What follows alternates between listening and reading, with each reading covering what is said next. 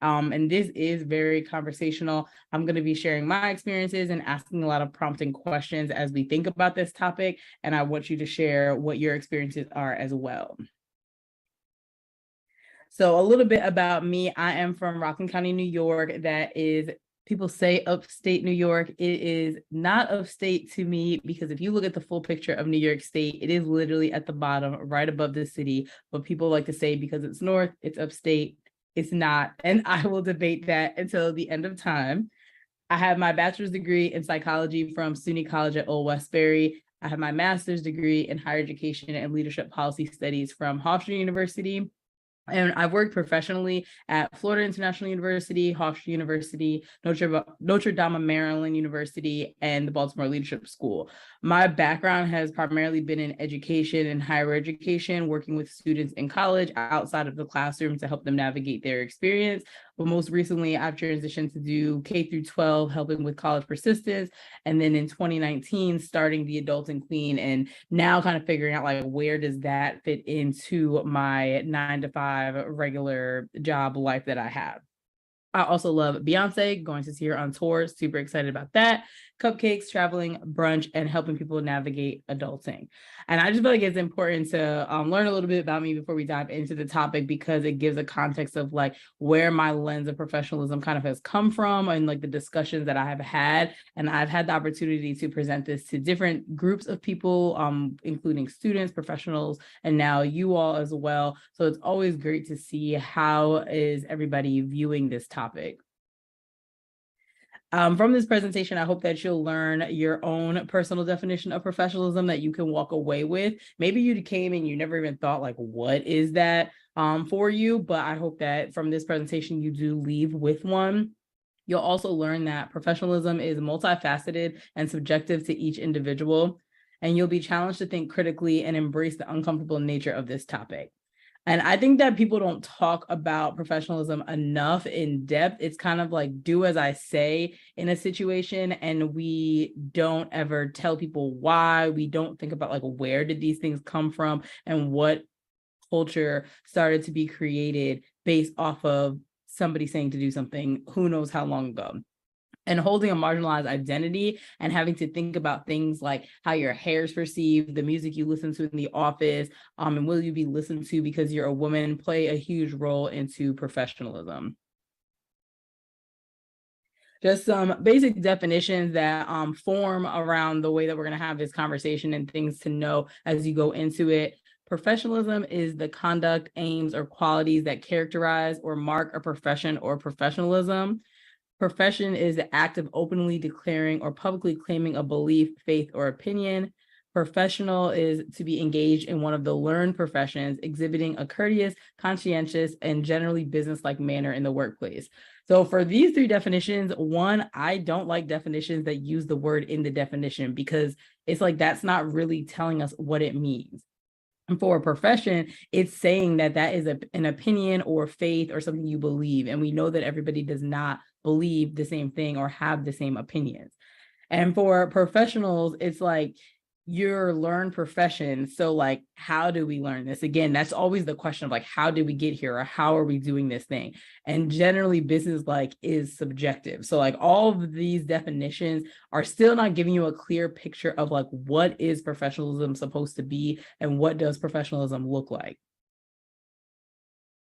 White privilege plays a huge role into everything in this world, and especially professionalism, because I feel like it was created for just white straight men, because that is what the workforce looked like first for the jobs that people were having.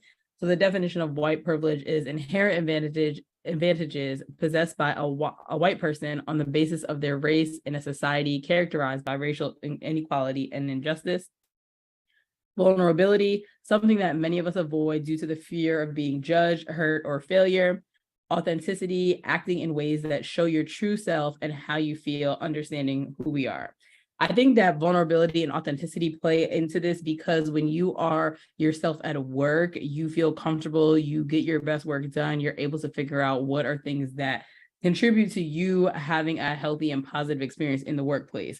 And when you're vulnerable, you're able to say if you're not getting those things, you're able to have difficult conversations. You're again just like being yourself, which we're not always able to do that in the workplace, especially being women and Black women on top of that.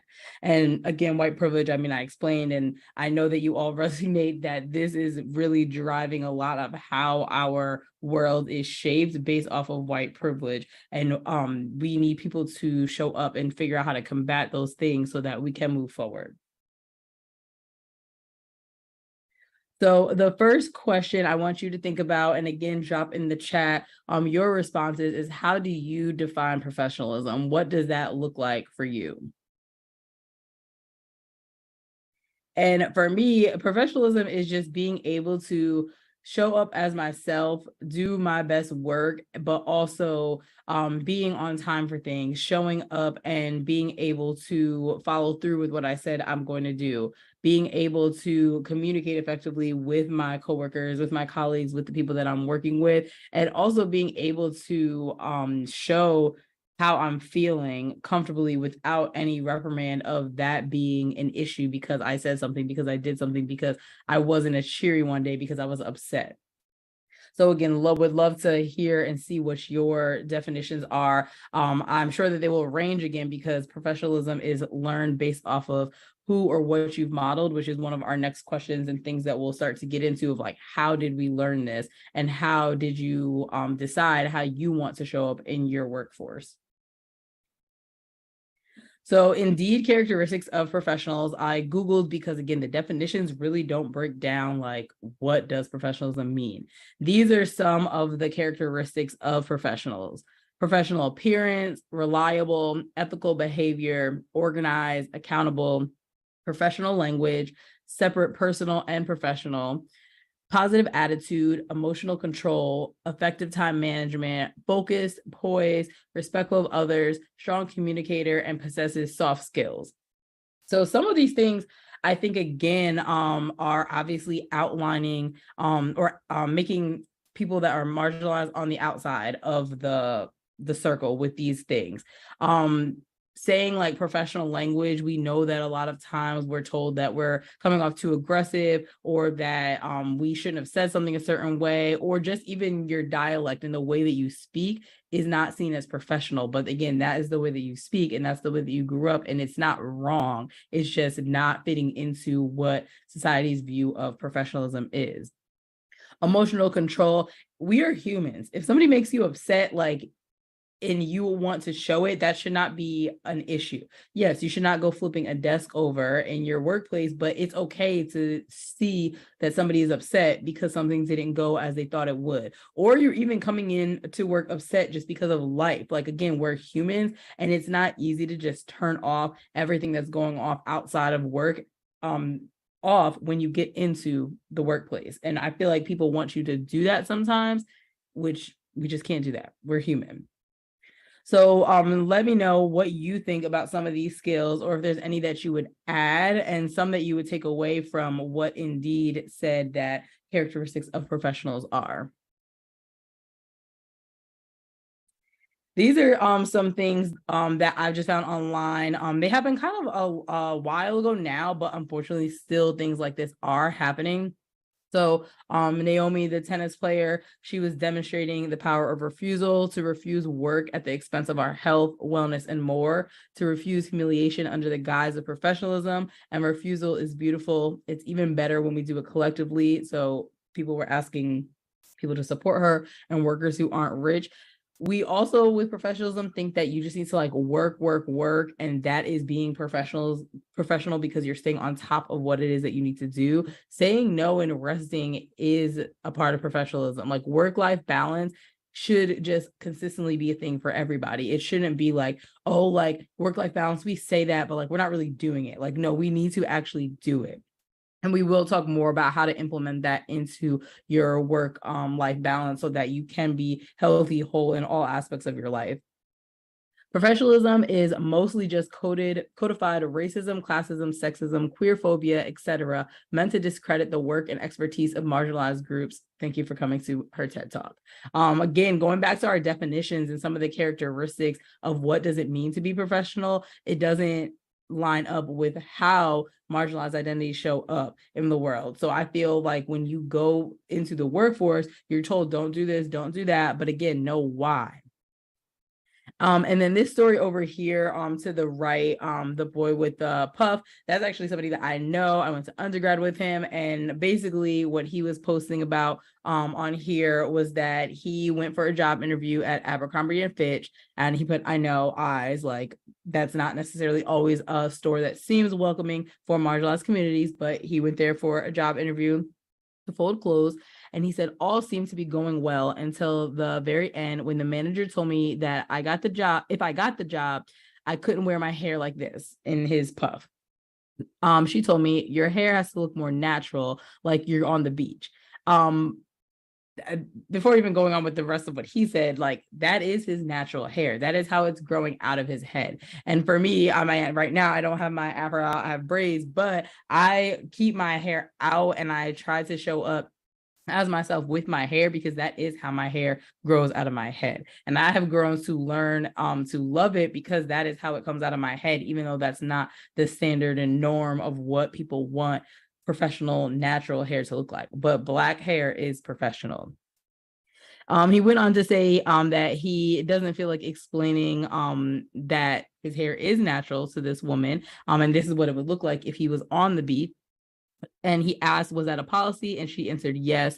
And he responded with an awkward, squinty-eyed, pursed lip nod. And he didn't get the job because his hair, basically, without being said, that is the reason why. And to see somebody I actually know post this was like kind of crazy. And I know it happens, but we just kind of hope it doesn't happen to people we know. So to see somebody I know actually post it and be able to use like a real life example versus just Googling things just shows that we still have some work to do in this world with professionalism and it being acceptance of Black and brown people that are just being themselves. So where did you learn professionalism? Again, drop that in the chat. Think about any of your experiences. And this also ties into being an adult. Like when we are growing up, we didn't just like pop these ideas into our head. Like we had to learn it from somewhere, and we don't often reflect on like how or where did we learn them. So for me, I feel like I learned professionalism from my parents first, because again, that's who raised me. That's who I'd be watching. I think about things like going to the doctor's office with them or going to appointments, having to get places on time, going to the store, seeing how they interacted with other people. And then that is kind of what influenced me being around other people. Then also just like being at school again and seeing like teachers and adults around you that were doing things and how are they modeling behaviors and what did it seem was acceptable that they were doing and what was not. As I continued to get older, becoming a student leader on campus really helped me a lot because I was able to navigate situations and learn how to do interviews, learn how to do my resume, just do group interviews, individual interviews, helping other people, doing presentation skills, all that kind of stuff that like led into the professional world. And a huge part for me, which I'm like eternally grateful for this program, was a mentorship program that served for underrepresented students that wanted to go into higher education, and they paired you with a mentor to help you through the rest of your college career and also navigate getting a job and grad school and everything like that. And without experiences like that, and even like being at this conference, that is a huge part of how you can learn professionalism or learn how you want to show up and learn how you operate and learn what is acceptable, what are things that can be challenged, what are things that are not able to be challenged, because you're getting to hear other people and get out of your own bubble. And lastly, definitely from the mentors and professionals that I looked up to, I feel like I took what I saw that I felt was good, and then things that I did not agree with too much, I was like, I'm not going to do that when I get to become a professional. Our next question is, what issues have you faced, if any, to define professionalism for yourself? And I'll give you another moment, put it in the chat, reflect. I definitely encourage you to journal throughout this one too. Again, I know that you probably all already are, because that is something from the last Blaze Summit. I quickly learned that people really love reflecting and journaling. So feel free to journal, share as you want about what your answers are to these questions. So again, what issues have you faced, if any, to define professionalism for yourself?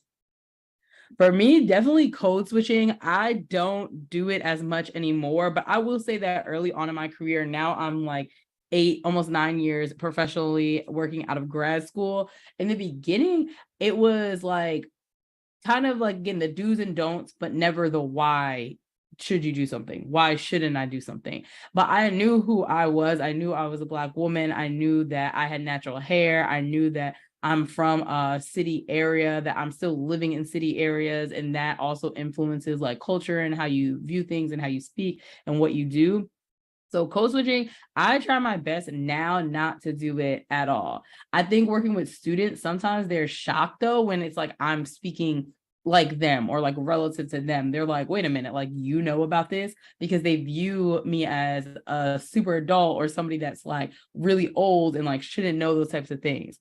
So code switching definitely is something that has been a struggle to figure out and get through, so that you're not viewed a certain way. Again, you don't want to be viewed aggressive. You don't want to be seen as like the angry Black woman at work. So how do you show up and how do you speak and how do you do things that are true to you, but not always having to have uncomfortable conversations because somebody's uncomfortable with you?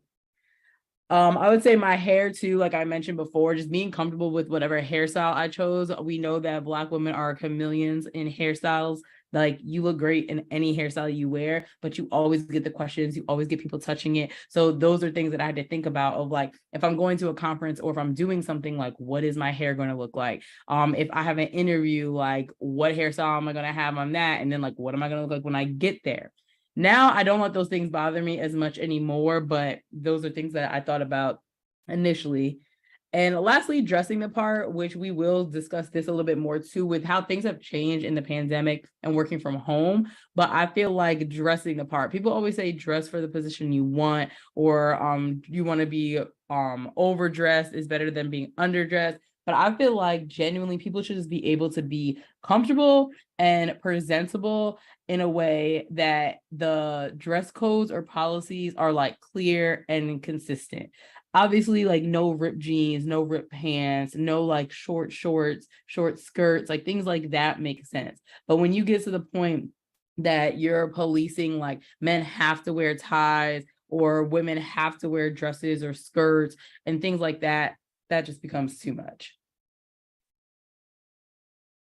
Our next question is, how have your identities played a role in professionalism? A lot of this, again, intertwines with what we've already been saying, but for me, it's my hair. I'm thinking about the music that I'm playing in the office. I remember one time a student came in when I was playing, I think like Drake or something, some popular recent song at the time. And they're like, oh, like, you listen to this? And I'm like, yes. So for me, I think that when I'm in an office space, I one want to decorate my office to be open and inclusive for everybody, but also for there's something that somebody can come in and connect with me on. So I have like my Funko Pops, I have Beyonce stuff, I have pictures of like past students and places I've lived and little like knickknacks and things. And I just want people to feel welcomed when they come in, and being able to like see something that kind of like breaks the ice so that then a conversation can continue. And even sometimes with the things that I have up in my office, I'm like, okay, like, honestly, if a white person comes in and they see this, what are they going to think, or what are they going to do? Or just anybody that's not Black, or even if they're not a woman and they see something that's in there, like, what is the question going to be that they're asking about it? And I personally don't mind questions if it's not coming from a place of ignorance and like annoyance. If you're just genuinely asking and you can tell if somebody's genuinely interested and just asking a question, that is completely fine with me, which is another reason of why I put things in my office or listen to certain types of things that are relative to me and my identities. Being a woman in a position of power, thinking again, would I be taken seriously? And at my first job ever, I ran a residence hall, and one of my students had received a phone call. They were working the front desk, and somebody was like, "Oh, can I speak with your boss?" And she was like, "Oh yeah, like she'll get back to you, blah blah blah, whatever." And the person on the phone was a man, and was like, "Oh, she?" Like he was shocked that a woman was running the building. And I just don't know why that was shocking to them, or what he thought I should have been doing, but those are the identities I feel like for me that most often play a role in how I show up for that. So professionalism in a pandemic, we are thankfully trying to get through this thing now, like 3 years out, but it has definitely affected the workplace and how people view professionalism. So what has changed now that we've had a chance to work from home? Definitely an expectation that you're always available because you're online. There's now a need for us to implement more boundaries because work is at home or wherever you're bringing it to. Distractions from family or your household needing assistance, the dogs and cats and animals always jumping up in the screens, babies crying, and then people are always asking questions about that. People are literally looking into your house. And then the work attire has kind of gone out the window because people only see from like the chest up. So when people have to start going back into offices and the dress codes is kind of like, what is the dress code? What's acceptable? What's not? How we communicate and engage. Before, it was very easy to just see somebody in their office or walk by and then you start a conversation. Now you kind of have to like be very intentional about how you are communicating with people and when, because you have just email, phone call, Zoom, Slack, but people are very zoomed out. So it's hard to get people on some Zoom meetings that are going to be super long. And then camera on versus camera off. I do not believe that your camera being off means that you're not engaged. For me personally, being on a long Zoom meeting with my camera on the whole time, like that's harder for me to engage than with it off. But I know that some companies are like, oh, everybody's cameras always have to be on. Everybody's cameras have to be on if you're presenting. They have to be on if you're doing this. They have to be on if you're doing that. Stop policing people in their own homes. If they are signed up to do this job, you have to trust that they are doing this job. So is the idea of professionalism changing? I feel like this is just a simple yes or no in the chat. Do you think it's changing? And then if you do, why? If you don't, why not? The pandemic has shifted, but is it actually changing, or are we reverting back to the old ways and things that we just did just because we did them? And I'm very much like not a person, excuse me, that is going to just do something because we're doing it. Like, no, that is not me. I need to know like why, and it needs to be something that makes sense. So now, as we've gone through this and you've been able to reflect, what is your definition of professionalism for yourself as you move forward? And if you never had one before, that's completely fine. Now you have one and you can kind of formulate your own personal branding, your own personal values, message around that. And you can also step into your business or step into your next role with thinking about, this is what my definition of professionalism is, and does the place I'm going align with that? And so then a step further, you made your definition of professionalism, but what is your company's definition of professionalism? Whether it's your own business, you're working for somebody else, what is the definition of professionalism for the company? If you even know it, because this is not something that is really, again, widely talked about. I feel like you start working somewhere and you just have to like catch on to the culture and catch on to what is going on there. Nobody's explicitly telling you and sitting you down to say, these are the do's and don'ts, and this is why, or like, this is what's going on. And if you don't know it for your company, I encourage you to ask or create one if you are the owner or in that position that you can create the definition of professionalism. And then lastly, you want to think about like, how are these definitions similar and or different? Because again, if you work for yourself and you can kind of create the definition, it most likely will be in alignment with what you believe. If you work for somebody else and it's different, that's okay. But you then have to think like, do you want to be a part of something that doesn't align? Is it something that you can withstand? And is it just like completely egregious that like, this is just not a space that is beneficial for you? Now we're just going to shift into the vulnerability, authenticity part of how we show up and what professionalism looks like, and sharing some resources with you. So Trill or Not Trill, these are my two friends. They created this, and their message is like, we wear kicks to work, because they are in suits, as you see, but they're wearing sneakers, and you can wear sneakers to work. Sneakers are usually one of the things that are like on the list of like, don't wear sneakers.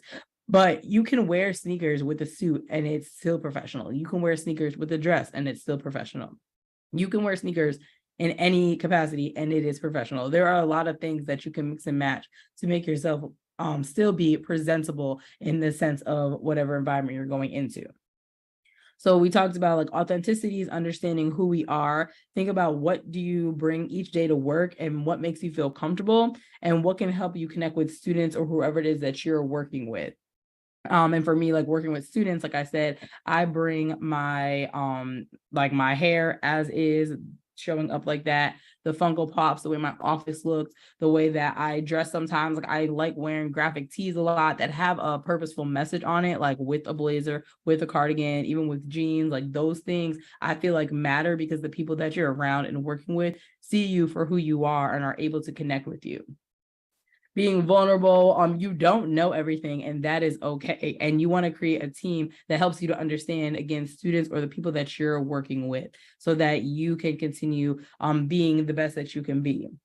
And adaptability, students keep changing, the world keeps changing, we all keep changing as adults and business owners. So know that education can happen anywhere, and these conversations can happen anywhere. Like you can always infuse this into whatever you're doing. So what is something that you're doing to remain authentic in your work while still being quote unquote professional? I personally don't even like the word professional or professionalism, but just again, for the sake of our conversation and what we're talking about today, using it, but I don't typically use it in the workplace. Like when people say like, oh, they're not being professional, or they're like doing whatever, and like I don't view that as them displaying professionalism. I'm kind of like, but why don't you think that? And then again, what have you said to the person, or how have you tried to teach them or guide them in the way that you would like this to go for them? So again, what's something that you're doing to remain authentic in your work while still being professional?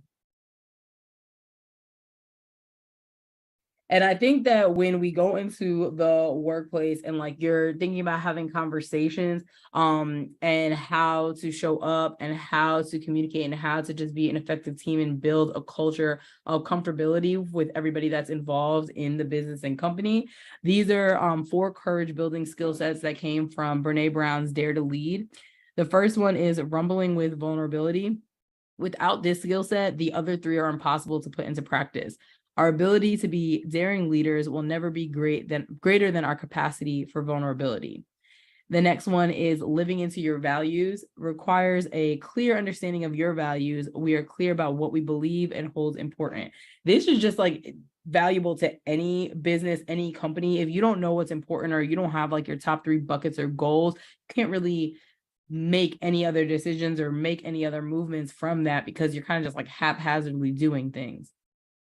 Braving trust. Trust is the glue that holds organizations together. We ignore trust issues at the expense of our own performance and the team's success. We are like so quick to go to our coworker or go to somebody else and talk about like a difficult moment or something we didn't like that somebody did, but we don't always go to like that person because we think we know how they're going to react, or we just don't want to deal with the emotions of that, or we don't want to deal with it. But if you build the trust and you have these conversations and you just have check-ins and things like that for people to feel comfortable, then you can really move forward. And lastly, learning to rise. When we don't own our stories of failure, setbacks, and hurt, they own us, and we should apply key learnings to future situations. The failures are what helps us really push forward, because I feel like if you think about like something that you just really did not like that happened, or something that you were like, how am I going to get out of this? Like, this is the biggest mistake I've ever made out of my life. That moment like fueled you to keep going because you knew that you wanted to do better, and you knew that you wanted to get somewhere greater than you ever imagined based off of that. So some important questions to ask when you're thinking about the professionalism, authenticity, and vulnerability and like tying them together is, what do you need to show up and do the work? The work is whatever it is that you're doing or whatever the topic or issue is that is in the forefront for you and your business and organization. What will get in the way of showing up? So if you're going to like a meeting or something, sometimes what can get in the way of showing up is you're thinking about your kids because they had a sniffle and like they're at school, but like they might call because they're like sick and they might need to come home. It could be that you have a million other meetings after this and that's what's on your mind of what you need to get through. It could just be that like you just don't like this coworker or the person you're talking to, but thinking about when you come into this meeting or whatever it is, for yourself, knowing like what will get in the way of showing up and trying to leave that at the door when you're entering like the meetings or you're having to talk to somebody and you're having to engage with other people. When you're by yourself, it's a little easier to just kind of like let your brain wander and get things done. But I think to make sure that everybody's time is efficient and that you're working as efficiently as you can, trying to know what's going to get in the way of showing up and being vocal about that before you start meetings. And what does support look like from yourself, from your colleagues, from your business partners, from whoever it is? What does support look like to help you accomplish these things? And what are your cultural norms? And are you unintentionally excluding people through these? And cultural norms is what falls into professionalism. So are you excluding people because of a cultural norm that you might not have actually ever said or told anybody, but you know because you've been there for so long? Is honest and productive feedback being given? Productive being the key thing here. Everybody's feedback is not productive, and sometimes it's not honest, and it's like feelings based. So I think that when you go to approach people to give feedback, having actual examples, having actual concrete things, not just going in all willy-nilly trying to lie on somebody, and offering the solutions and offering a space for them to respond as well. Are you sharing bold ideas to meet changing demands and need for innovation? And is there trust in your organization? So again, all these things tied together because you can't just talk about professionalism without talking about marginalized identities, without talking about authenticity, without talking about vulnerability. Because for somebody to show up as their professional self, or even for them to understand what professionalism means for themselves, they need to feel vulnerable and have an authentic place to come from about what is it that they are doing to navigate working from their standpoint. And then lastly, these are just our resources that I have for you. Dare to Lead by Brene Brown, like I've mentioned. I love that book. She really gives you a lot of activities that you can do as well to talk about these things and talk through things. And the activities that she gives you, it can be used for like any scenario. So if you want to talk about professionalism specifically with your organization or your business, you can use the 4 courage building mindsets that she has, and then she teaches you how to rumble, which is really like having a difficult conversation, and then you walk through that. But you can again use that for like any topic. The Nap Ministry, if you do not follow the Nap Ministry, you definitely should. She talks about how rest is resistance and we are in a capitalistic society, and how we can stop the rat race of working and continuously going. The Power of Vulnerability, Brene Brown, and The Professional Troublemaker, Lovey Ajayi Jones. That is another one of my favorite books, because she basically just says like the world is a dumpster fire, but we are here trying to do the best we can every day. And if we basically just be ourselves, we stand up for ourselves and we stand up for others and we use our voice, then we will be able to get farther in this world, even if you feel like you're doing something that's hard. But if you know it's right, then you need to do it. And she's also adapted it for little troublemakers for like teenagers, and even one for toddlers and younger kids as well. And lastly, Trill or Not Trill, which I spoke a little bit about. They also have a book, We Wear Kicks to Work, Authenticity and Innovation in Professional Spaces. So thank you so much. I hope that you really did get something out of this, and it started a thought process for you of like, what does professionalism look like? How can you be vulnerable in your work? How can you be your authentic self in your work? And what does that look like for you? And how do you truly create your work-life balance, but also show up as yourself in spaces that accept you as yourself?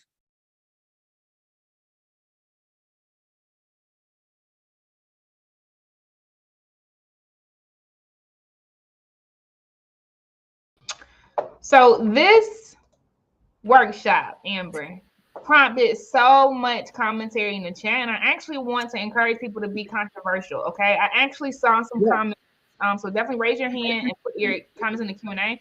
I saw some comments that showed some resistance, right, to things being super laxed, right. I saw some comments showing a lot of things. So let's like unpack it, right? Because this is definitely complex. Amber, thank you so much for sparking such, I think, healthy debate on this stuff. I'm going to bring the first question on the stage, and then I'll bring the first hand on the stage. Okay. Yes. So the first question is coming from Crystal Mordyke, and she asks, if you are the owner and only worker of your company, do you feel like it is still important to define or establish the do's and don'ts of what is considered professional for your company? I love this question.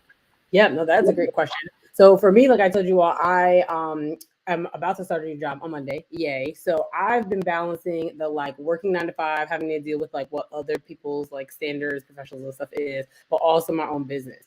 I think, and it's just me doing my business.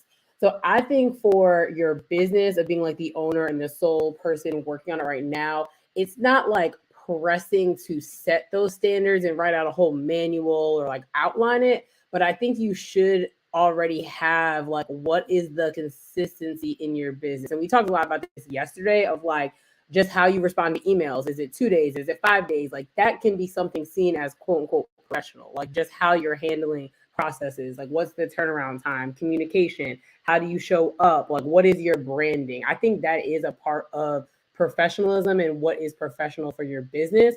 So you don't need a huge plan, 100-page document of like on Mondays we do this, on Tuesdays we do that. This is how we speak to each other. But you do need a basis of this is what my business stands for. This is what I show up as for my business. This is what I tolerate in my business. This is what I don't tolerate in my business. And when you get anybody on board with you, then you can kind of just like pass that to them and and obviously as you grow like you'll want to define those things, but it doesn't have to be anything complicated. Like it's already in your head of what it is. You just never had a conversation like this to stimulate like what does this mean, like what is this, because you're doing it already. So good, and I love that answer, Amber. And I'll just say, I'm going to say this especially because we have to get out of only having less than 2% of businesses with employees, right? Like, think about this and write it down if it's helpful. Okay. You cannot scale relationships, but you can scale culture. What do you mean by that, Casey? One day, all of you will have a 100-person plus company. You will, because how you going to impact millions without it? Right? And so think about it. You're not going to be able to talk to 100 people in a week, right? And tell them, well, this is how I usually do this, and this is how I usually do this, and this is how I usually do this. You can't, because you can't scale relationships, right? At the best, you can have about 10 good folks, and that's still too many. 10 good folks under you, and then they, right, take everything you taught them and they scale it to their teams, right? And so it is important, right? Like Amber is saying, like the things that you're already doing, you think about what that is and what needs to be replicated, because it does matter. So because Casey, right? So we have a location independent business, for instance, right? So Hannah works in London, Toya works in out of South Carolina, Priscilla works out of Nigeria, Raven works out of South Carolina, right? Because Casey shows up on our meetings, even if it's a 6-figure client, like legit with the braids and legit relaxed. Like I never ever, I don't even put on foundation for my meetings, right? I can't scale relationships, but I can scale culture. And it helps Raven know how she can show up on meetings. So a lot of people have had meetings with Raven thus far, and she feels comfortable having her baby. Because that's our culture inside. Not all companies are like that. I do that on purpose, right? I can't scale relationships, but I can scale culture. And so you do, right? Like Amber's talking about, the things that are in your head, like you have to embody it, right? Like you have to make sure that they know when the Geek Squad comes to your house, right? You expect something from the Geek Squad. And you would expect something different, right, from a person that does white glove service to pick your relation, to pick out your clothing, right? They are usually dressed a certain way. You can't scale relationships, but you can't scale culture. So think about it and think about what you're building, right? Because it can be anything. Facebook has wine fountains on the inside. Twitter does too. I used to live in the Bay for about 4 years, right? Bank of America did not. That's where I work. We did not have wine.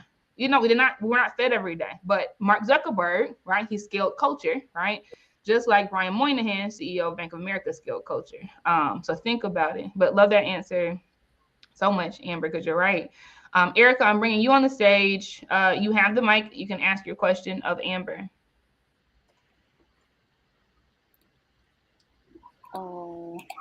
Oh wait, can we not? Oh, there we go. I was like, can I not turn on my camera? Erica, I nice to see you again. camera. I didn't turn on my camera in the general session because I was actually getting ready. I was actually doing my hair. But I'm really glad that you did this session because when I was preparing my headshots for this summit as a speaker, I really had to resist the black girl urge of straightening my hair for a special occasion.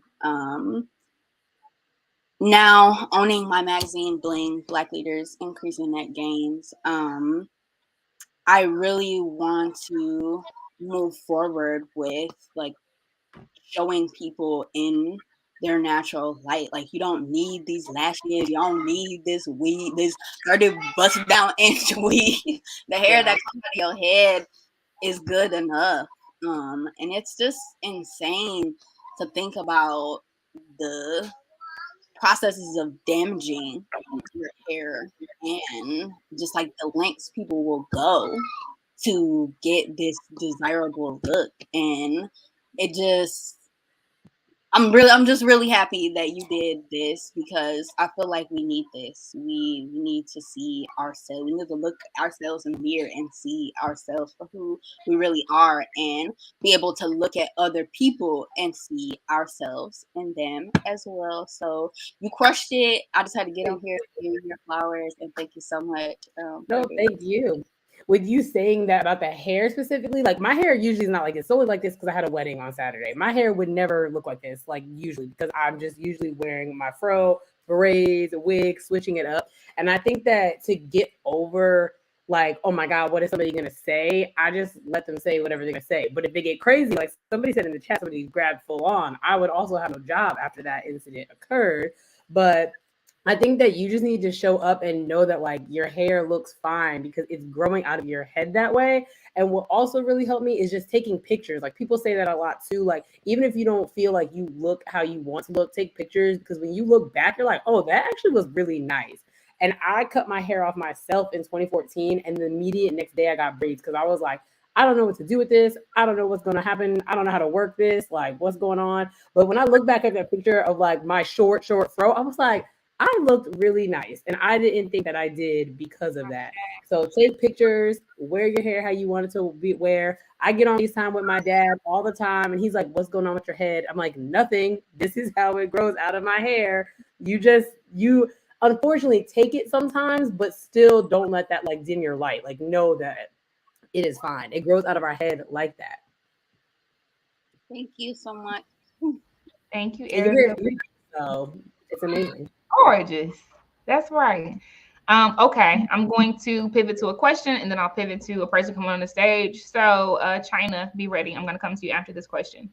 Oh, actually, China, I'm going to show your question on the stage and then I'll just bring you on the stage. Okay, because both are you. So China asks, advice for someone whose boss or manager constantly complains about an employee's professionalism. This employee is very professional according to corporate standards. And I'll bring China on stage as well, especially if you need more context, Amber. Yeah.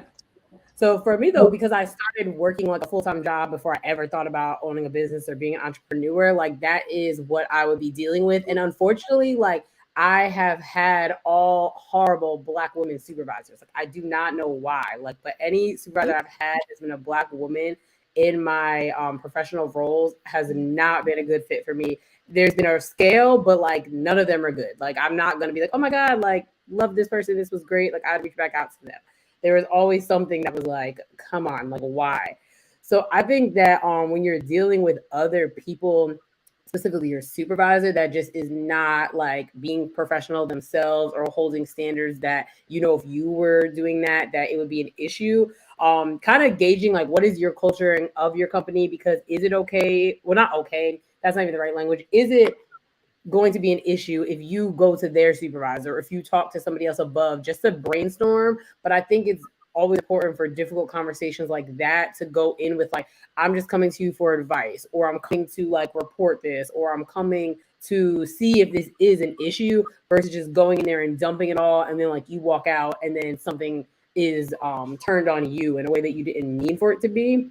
So that's one way that you can talk to somebody else if that is something that you're comfortable with. And then if not, like just having the honest conversation with the supervisor of saying, like, before having to dive all into it, just first telling them like, hey, like I'm actually not comfortable when you're speaking about my coworker to me. Like that's not something I'm comfortable with.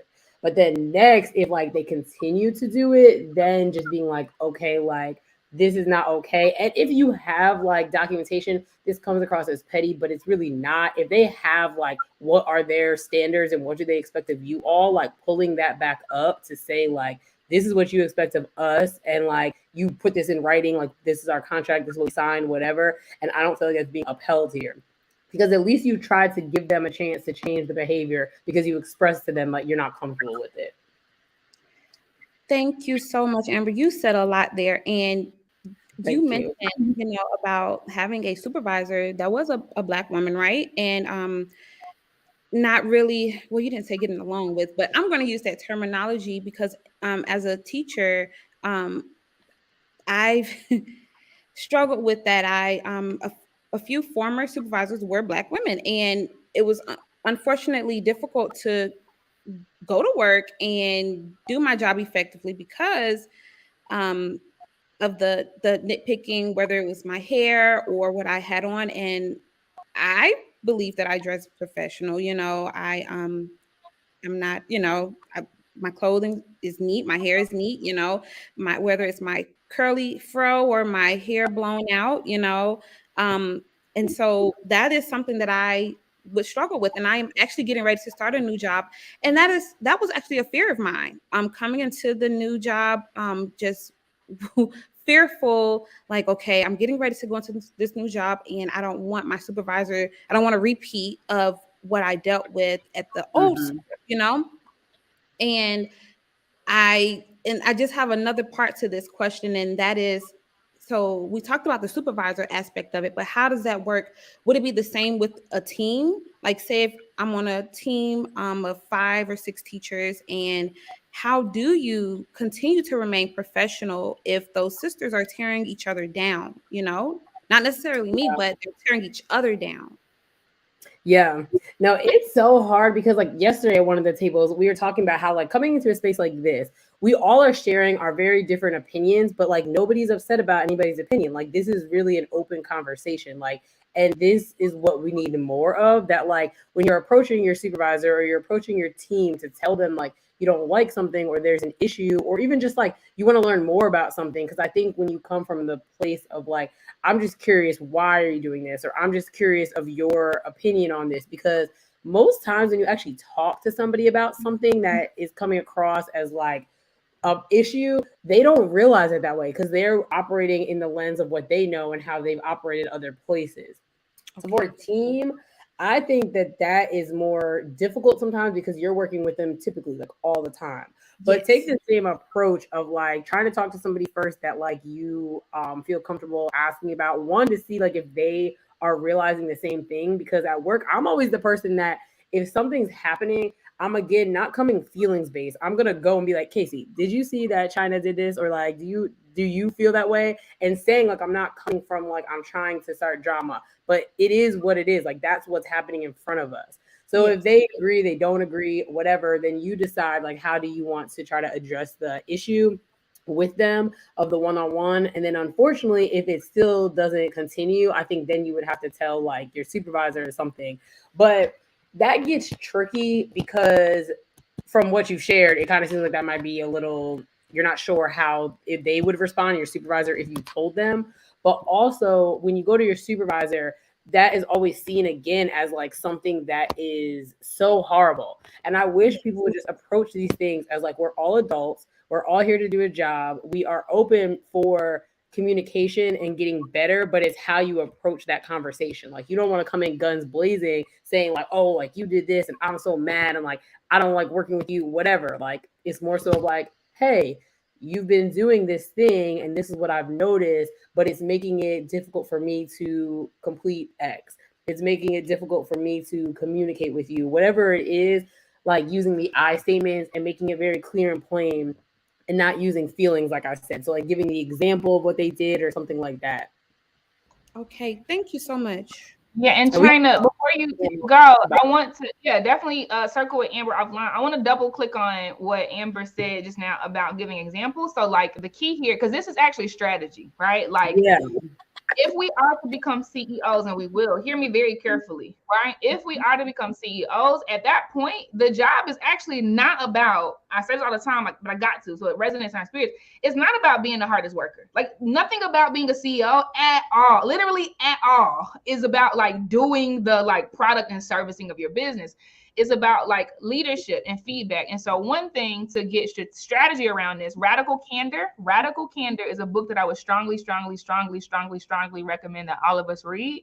Now, I will say the lens is coming from a woman with a lot more privilege because she's a white woman, but the concepts, if we are to adopt the audacity of the mediocre white man, the concepts are absolutely true, okay? So Radical Candor actually helps us understand how like you actually have to be able to give this direct feedback, and because there's such a thing as called ruinous empathy. Ruinous empathy means you so nice and you so agreeable and you so approachable that people that suck continue to suck and they don't even know. Like, you know, like people on your team, your executive suite, like the juniors, like they don't even know, right?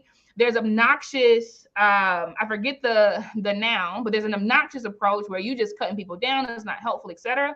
But we want to live in that box of radical candor. And I will say all of that is understanding the strategy of feedback. What is not effective, we do this a lot. What is not effective is you think you're better than everybody. And when you do that, we blah, blah, blah. Like that is actually not feedback because none of that is behaviors, right? What is more effective is saying, last week at the 2:00 meeting, when we were all standing by the water fountain, do you remember that? They'll say, yeah. Okay, so like already you're grounding the person, right? Because when you say something that gets them in alert mode, it's done, right? And then if you say, when you exhibited the behaviors of affirming Crystal and the way you spoke to her and how softly you spoke, and then you underscored that with resources, that's incredible leadership. When you're giving positive feedback, that person knows the tangible things that they need to keep on doing and keep on going, versus you're a leader. I swear that is so vague that it's not helpful. In the same vein, it could be around the water cooler, and then when you came in and you were huffing and puffing really heavily, and then you nudge with your shoulder this person, and when they ask you a question, you brush it up, whatever, right? Like those are because now you're talking about behavior, you're not talking about the person, right? But we actually have to be able to lean in to feedback like that, so we get the reps in and learn how to like mold people. It will work, I promise. Not saying everybody, right?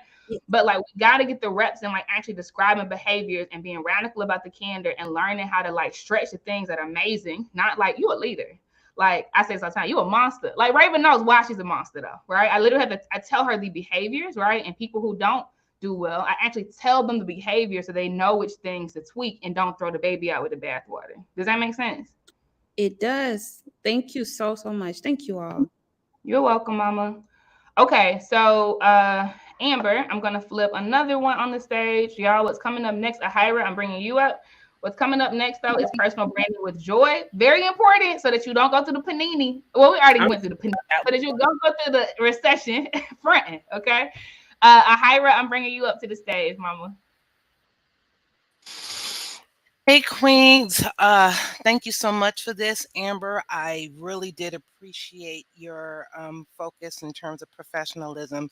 It is definitely a conversation that is greatly needed, especially in just my humble opinion, especially those in the younger generation, because as we were reading in the chat, you know, a lot of young people who are going out into the world are, you know, just wearing those tight jeans and things that you know, may not be suited at the time of their culture or their office culture.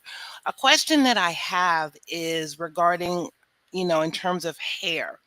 Do you, in your opinion, and just based off your observation, do you see that the ones who are wearing the extensions, the 22-inch weaves and all of that, do you feel like that is shifting in terms of continuing to wear that? Because I know that I used to work in higher education, and all these girls would just be wearing hairs galore. They'll have the money for their hair, but they won't have money for books. But that's another discussion.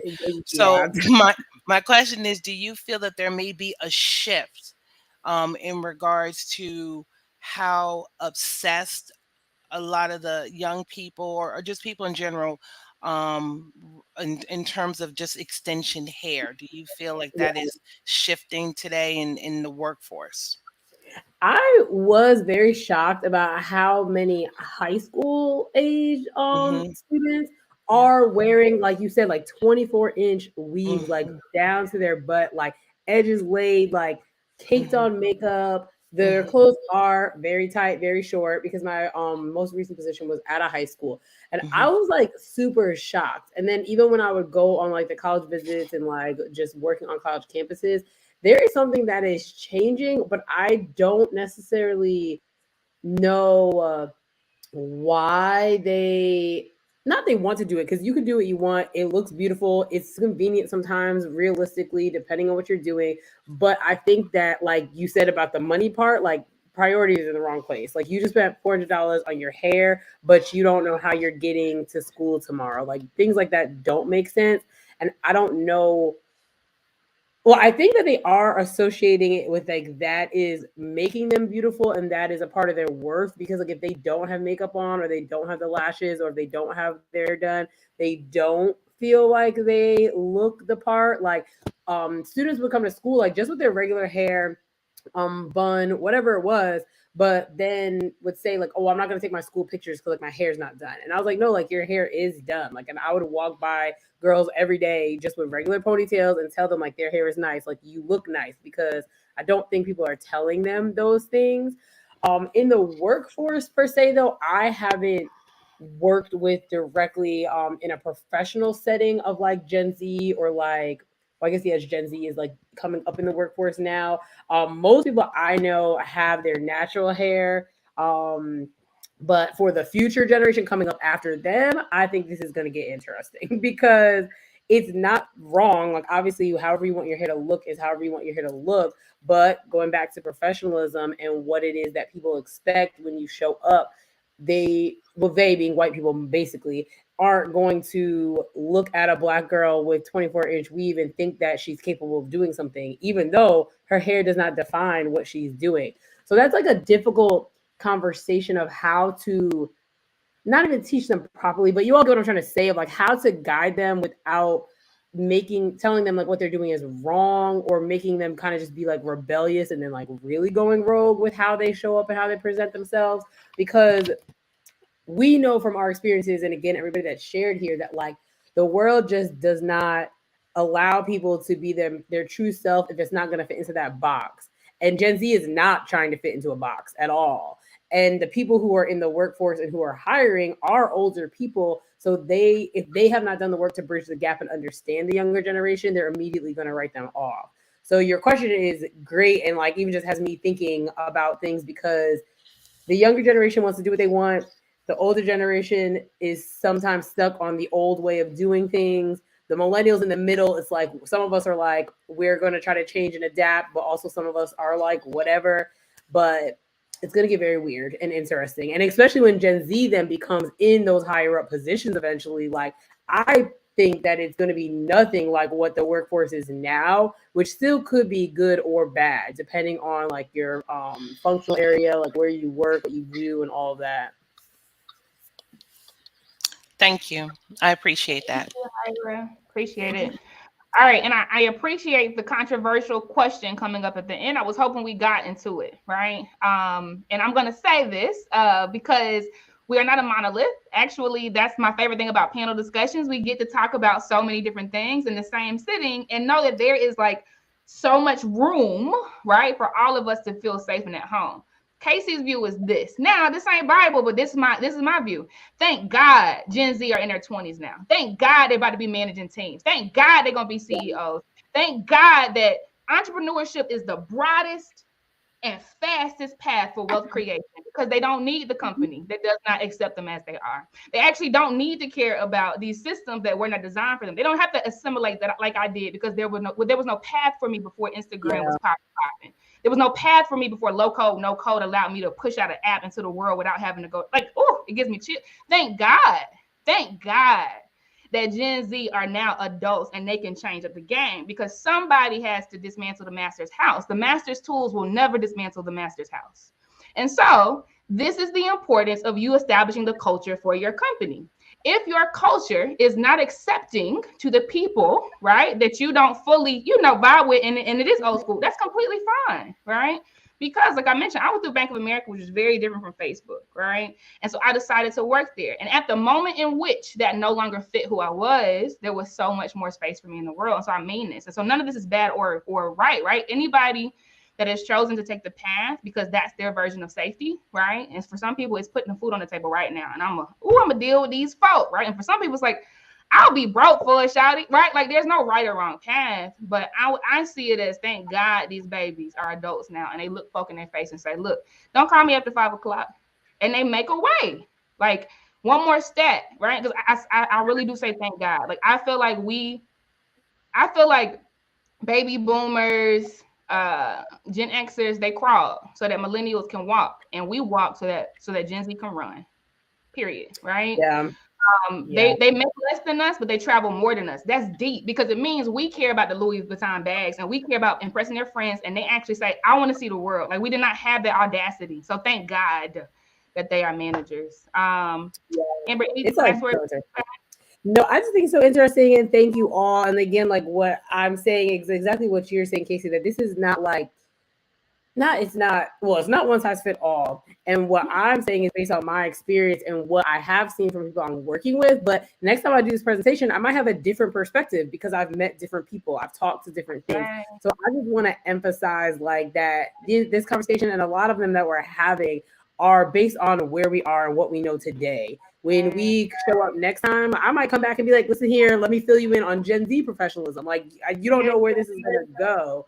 So just thank you all. And this was a really great conversation. I'm super excited. If there were some white people in the building, might not have gone as smoothly because that could have been. We good. We good. Let me tell you something, how you down over here, sis. We good. I know, because when I did deal with white people, like people were actually shocked. Like they were like, what? This is happening? And I was like, and this is why you need to be in here. Because it's fine. Now that's millennial talking, right? That's what I'm talking about. Like, thank God for entrepreneurship, right? Because if it don't matter to you, it don't matter to your company. Thank you so much, Amber. Love you so much, sis. Really quick before you go, Alexis actually has a gig for you. I'm gonna show her really quickly on the stage so y'all connect. She says, great workshop, Amber. I work exclusively with real estate agents, mostly Black women. Can I do a role play with you? So y'all, yes, y'all connect. All right, we're gonna keep it rolling. This was only the very first session on day 4. We have so much more. I'm so happy that Amber shook up the table. I think this was the most shaking of the table thus far, and it's important so we can have vocabulary for the ways that we feel. No matter what side of the spectrum we're on, we are going into personal branding with joy from the joy strategist herself, Erica Lasan. If you've never experienced her, she is a ball of amazing energy. This is a workshop, so have your pens and your papers out. She's given a whole lot of rich perspective. And then right after that is the DJ set with DJ Red Corvette. We'll see you on the other side. Bye. So with joy. One feel good thing at a time.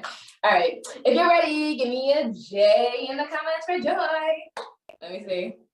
Y'all are ready. All right, I'm just gonna hop into it.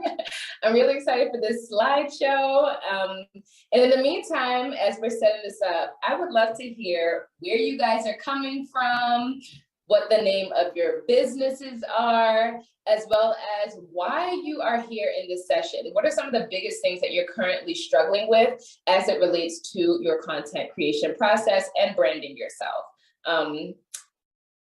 Let me know. Drop those things in the chat and we will check out a little bit of what you have to say. And I look forward to getting into it with y'all. Okay. Can you guys see my presentation? If you can, let me know. All right. I think you guys got it. So, like I said, my name is Erica Lasan, and I'm so excited to have you here, learning how you can begin to brand yourself with joy as you share your story, build your business, and align your brand identity one feel-good thing at a time. Ooh. So I want to walk you through a little bit about today's agenda. The main idea here is to amplify your joy around building your business, your branding, and your marketing process, because it can be a little hard, especially with all the things that you have to manage as a business owner, as a woman, as a person, more than likely as a Black woman, okay, or a woman of color. There are so many levels to having a business and making sure that you stay aligned in how you operate your business. But like I said earlier, the content piece, the marketing and branding piece should be the part where you really sprinkle your sauce in understanding who you serve and how you serve them well. In order to kind of illustrate this process and show you why it's so beneficial and how I know it works, I'm going to take you through my journey to purpose. This is how I came to understand this process. This is also how I also began to build my business and how I know it works so well. And also sharing some journey stories that have taken place along the way from individuals and clients who use this process to help them in building their business. Then I'm going to take you through the Weave Joy method and sharing 5 steps to branding yourself and creating content that connects with joy. And we're going to be taking some questions. So if you have them, make sure you drop them in the chat. Or if you'd like, you can hold on to the questions and put them at the end of the conversation when we're done with the presentation. So that would probably be better. So that way we don't lose sight of where the questions are along the way. Hold your questions, write them down though, because I don't want you to forget them. Write them down. And then you can put all of your questions at the end of this presentation so we can make sure we get into them and answer them so that you get what you need. All right, you guys ready? I think you're ready. So, hi there, again.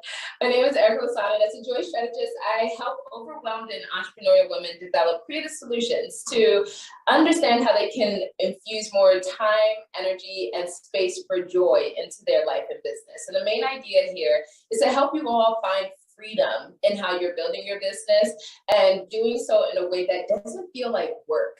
But as a corporate consultant, I also facilitate workshops and trainings to help organizations learn how they can maximize engagement, increase productivity, and prioritize well-being for the women and caregivers in their organizations, because it makes a difference, y'all. But as we get started in this conversation around branding yourself, I want you to know that your identity matters, okay? I'm gonna say this again. Your identity and how you identify yourself matters. Personally, I identify myself first and foremost as a child of God. I also consider myself to be a multi-passionate creative because there's so many ways that I do the things that I do. And as I've kind of gone through my journey, I began to understand how all of those things contribute to my purpose and the way in which I serve others. On top of all of this, I'm a woman, right? I'm also a mom, a wife. I'm first generation American, I'm Nigerian American, and I'm a lover of people. So all of these things really contribute to how I identify not only who I am, but how it helps me show up in my business and in building my brand. And the reason in which I started off with the Child of God is because it really helps frame how I do the things that I do and the understanding and the mindset that is needed to facilitate the things that I do.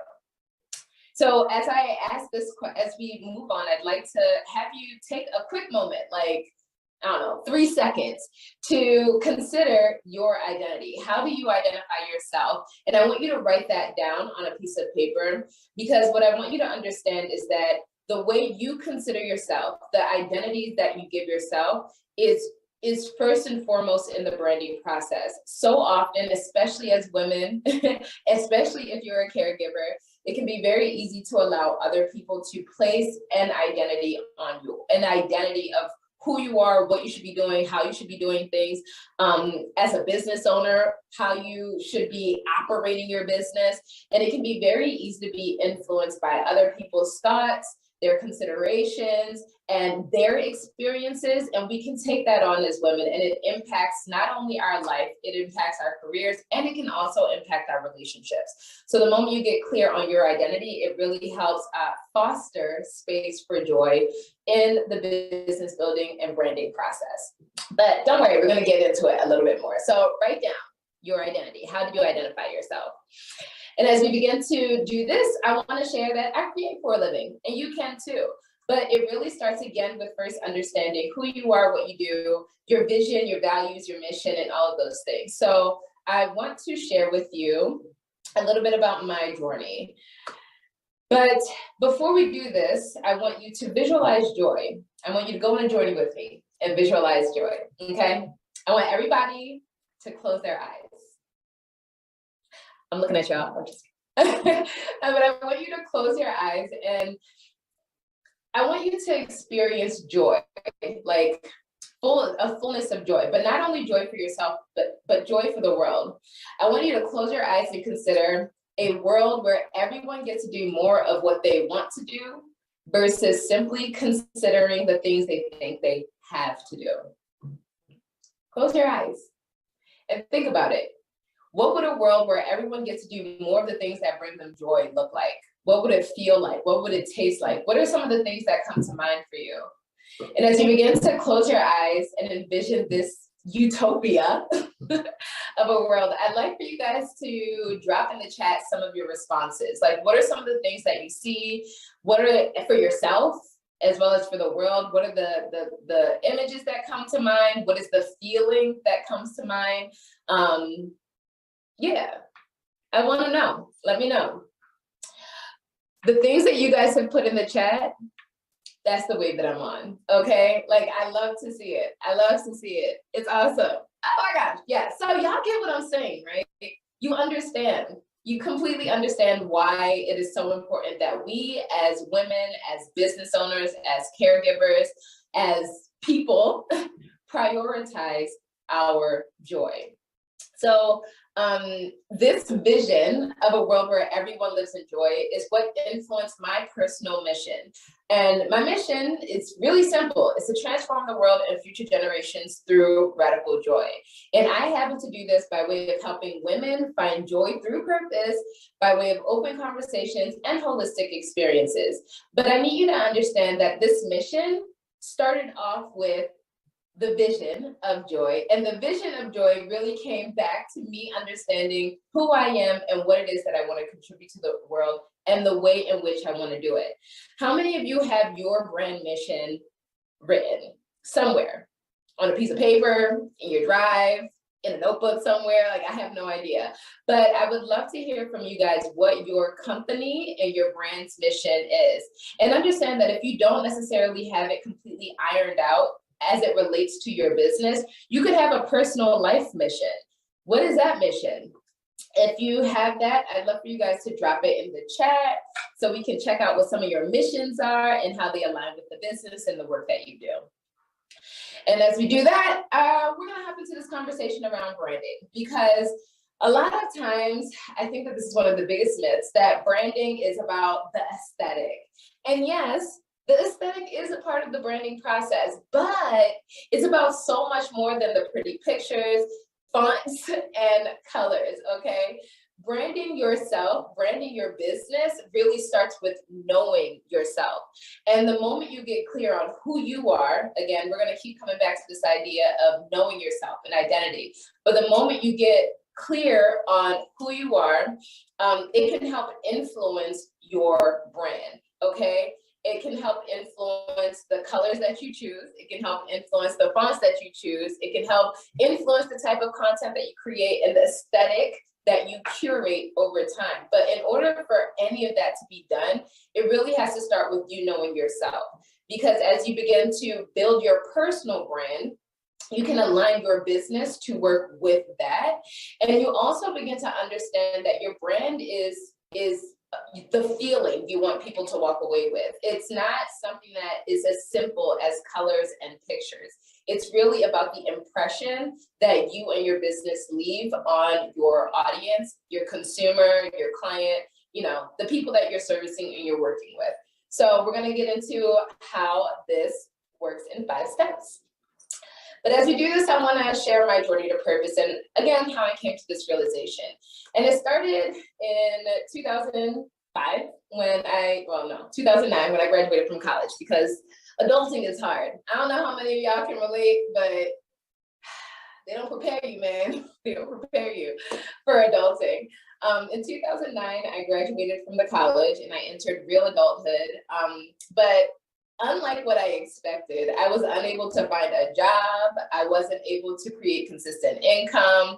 I felt lost and confused because I graduated during the recession. So basically all of the things that I thought I would end up having or achieving in life because I followed the perfect system, none of those things happened for me. And I found myself in a state of depression. I was crying every day. I was super unhappy with where I was in the life that I was living. And then I, at one point, decided to quit the thing that I was doing and really just pursue a life of joy, joy first living, joy first mindset. That's really what I wanted to do. And that led to me creating not only my jewelry line or picking that back as a hobby, it also led to me having a 7-year career as an on-air host and living like my best life, doing all the things that I enjoy. The second part in the journey that led to this understanding of joy being necessary to brand myself was becoming a wife and a mom, because now fast forward 7 years after graduating, I had built this career that I loved. Like, I loved talking to people on the street. I loved creating content. I loved just using conversation as a way to entertain people, but educate them at the same time. And that started from building a personal brand. But then in 2016, I had an identity shift because I became a mom and a wife for the first time. And that led to me thinking that I had to sacrifice my goals, my dreams, my aspirations, my joy to care for my family. I don't know how many of you guys can relate. And so with that, the brand that I had built over 7 years, being a woman on the go, a person who lived in New York City, being a commuter that rode on a bike, and all of these things that really kind of made up my personal identity, but also my brand identity, because my brand was attached to my lifestyle, really took a hit. And I wasn't sure of where to go or how to transfer all of the brand equity that I built for the 7 years prior. So once I became a mom, my identity started to revolve around motherhood. And so my brand then began to reflect a lot of motherhood stuff. I started a blog called Adventures of a Live Rich Mommy. And from there, I began to share tips and tricks about motherhood and how to make it more efficient and effective. And in that period, outside of the blogging, which then became somewhat of my job, I hadn't really taken on a lot of outside creative projects. And I, at that point, realized that I needed to focus on my joy more than I needed to focus on work and my family. And so for 16 months, I just did the good mom, good wife thing. And I released my first creative project just for myself in almost a year and a half. And that was called the Live Rich Mommy Wrap. And a week later, I found out that I was going to be pregnant again. So at that point, I really had to get clear about what it was that I wanted to do moving forward. And then at one point, I also watched my mother transition into retirement. And at that point, I also realized how important it was for us to know who we are, right? And the way in which we serve others. And even if we don't have a business, recognizing that your brand matters, recognizing that your identity matters, and recognizing that it's super important for you to know what your life's mission is. And when you're clear on all those things, how it can help you serve people through your life, your business, your career, it really doesn't matter. But you yourself, I hope you guys hear this. I hope this is landing for you guys, but you yourself, irrespective of your business, are a brand. So whether you're building your business, whether it doesn't exist yet, I need you to understand that you are a walking brand and what you put out matters.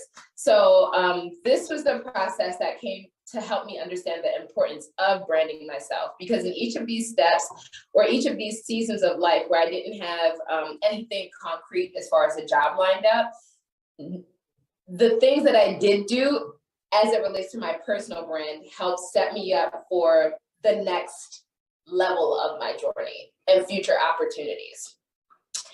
So how did I go from a depressed, unpaid, broke college graduate to a joy strategist? What I did was I went on a journey to joy, and it led to me creating my first product as a joy strategist in my work, which is called the Joy Quest.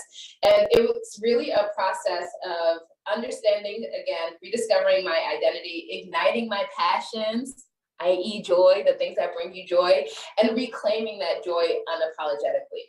And I'm going to tell you what I did to begin that process and how you can begin to do the same. As you journey to joy, you got to first rediscover joy. What does joy mean for you? What does it look like? Hint, hint. You kind of already started to do this when we had our visualization exercise earlier. But when you begin to rediscover joy, it makes it a lot easier to glow with the flow. And I believe that the moment you begin to follow what feels good, it sets you up for the journey to purpose. For me personally, that looked like a lot of things. As a multi-passionate creative, like I said, I create a lot of stuff. So it looked like getting back into jewelry design. It meant singing and writing, doing poetry and stories. Sometimes I would do nothing. Like sometimes doing nothing can bring joy. I would just sit down, people watch, and do street interviews. It also meant getting back to creating new projects and ideas that would kind of challenge and stretch my creativity. So I got into video production, show development, blogging. I even started a podcast and on-camera hosting, which is what led to this TV hosting workshop that I did with NBC Universal and the American Black Film Festival, as you guys see on the right. That was a week before I found out that I was pregnant and when I thought my life was over, but that's a story for another day. So as you guys are considering your journey to joy, what would rediscovering joy look like for you? I want you guys to take a quick second to just jot that down. If you got the opportunity, and you do have the opportunity because you're living, okay? As long as you have breath in your lungs and as long as we're here, you have the opportunity to create the life that you want. But what would glowing with the flow look like for you? Take a moment to think about it and write that joke down. As we begin to talk about how that correlates to your brand, because your brand is your vibe. And like I've mentioned a couple times over this presentation, branding yourself and marketing and creating your content should be fun, okay? F-U-N, fun foremost, okay? In order to do this, you need to make sure that the process of branding yourself and creating your content is enjoyable, because when it's enjoyable, it makes it effortless. You also have to make sure that your brand is authentic to who you are and that it's organic to what you do. But again, it doesn't have to be hard, and I'm going to show you how. Are you guys ready? Because I think that the next slide is the one that's going to like dive in. Are you guys ready to dive in? If you're ready to dive in, give me a D for dive. I love calling out these random things. Let's see. I think I see some D's coming. Okay, I see some D's. Y'all ready? Here we go. So, branding yourself with joy and the Weave Joy method. Dun, dun, dun, dun. Here we go, y'all. 5 steps, starting with step 1, why? In considering your brand, your business, your marketing strategy, and your content, what is the purpose? Okay, like, not to sound super philosophical, but like, I was about to say, what is the purpose of like, why do we exist? But really kind of like, why do you exist? And thinking about the business that you're building, what purpose does this content, what purpose does your brand serve, right? What purpose does your business serve? Okay, and I want you to think about this beyond popularity, because as you begin to get super clear on why you do the things that you do, and let me tell y'all, this conversation of why goes so far beyond creating your content. It really is a question of your life. Like, why do you as a person exist? What gifts have you been given to serve others? How are you utilizing them?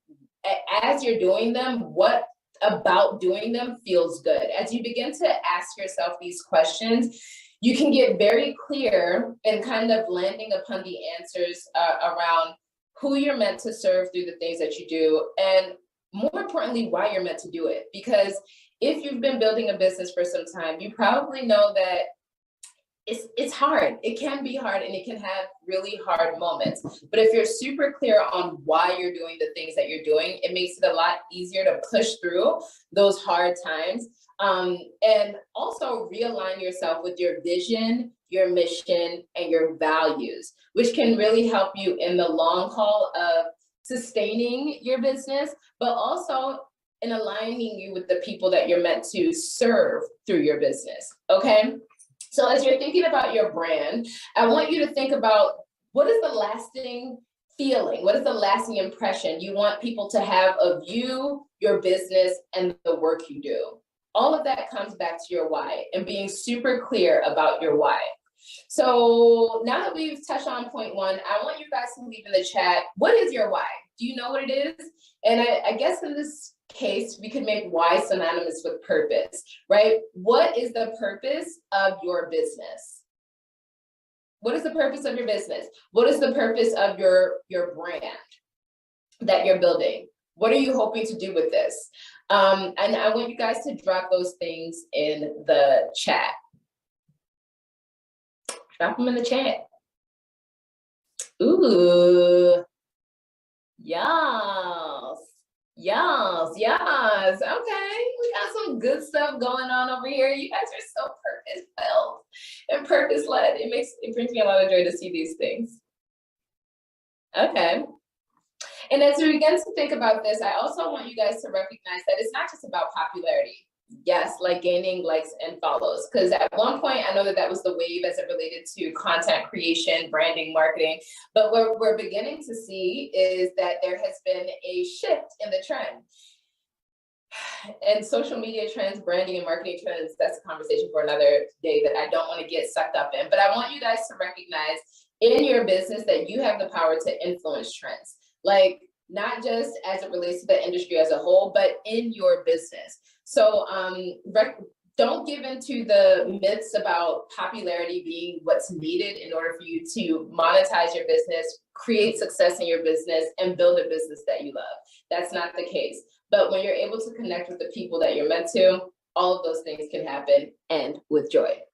All right, so I feel like I've talked about this enough. I don't want to talk your ears off, because I want to make sure that we have time for questions at the end. So I'm going to move on to the second part of the Weave Joy process, which is E, embrace, okay? I want y'all to embrace your past, okay? And that means the messy parts, the secret parts, the juicy parts, all the parts.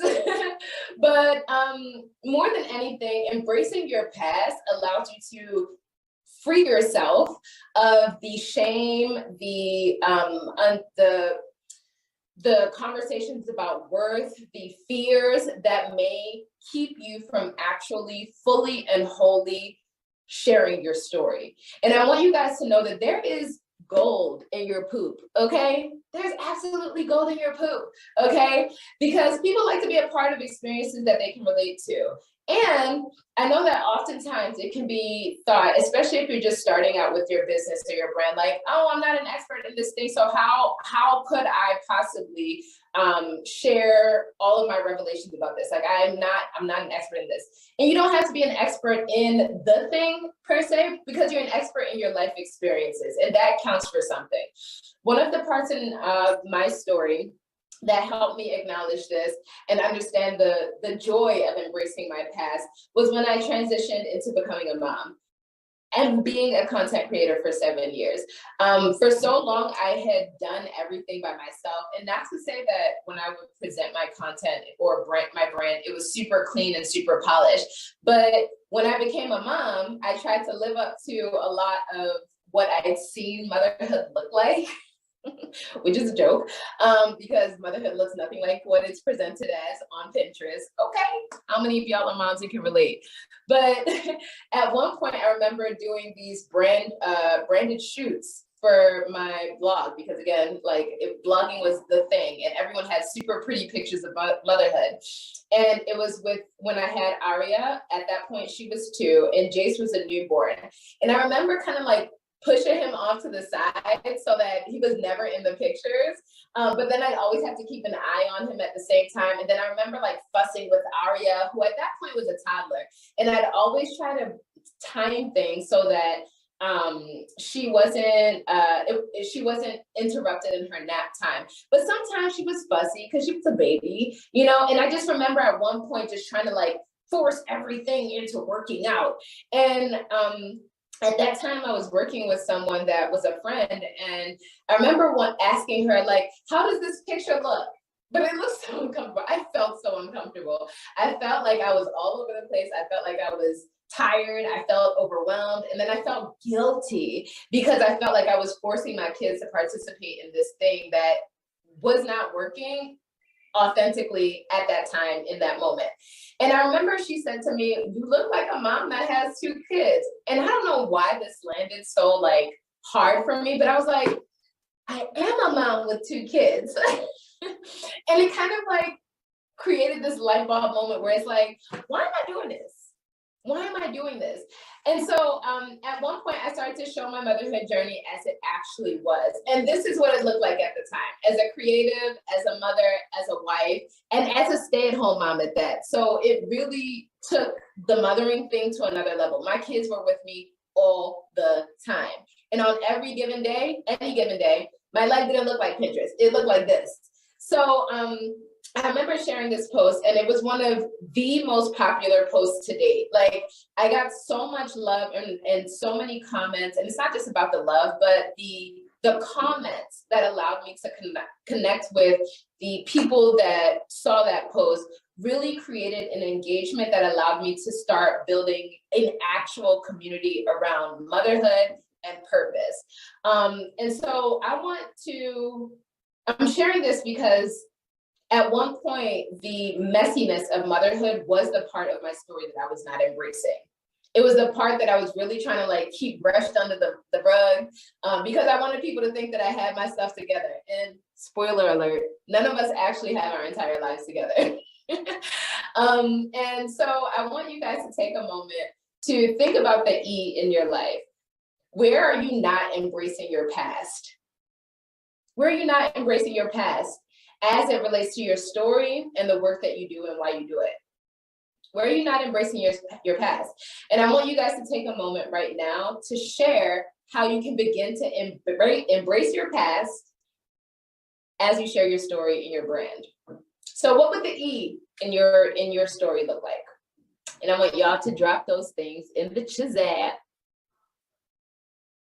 Where are you hiding from some shame or some fear or whatever it is, the part of your story that you don't want to share because you think it's not picture perfect or whatever that is? Let us know in the chat, because trust me, the moment you begin to share those experiences, you will find your people. And branding yourself will get easier because then you get to find freedom in how you share that part of your life. All right, so oh gosh, we're running up on time. So I want to make sure that I breeze through these next couple.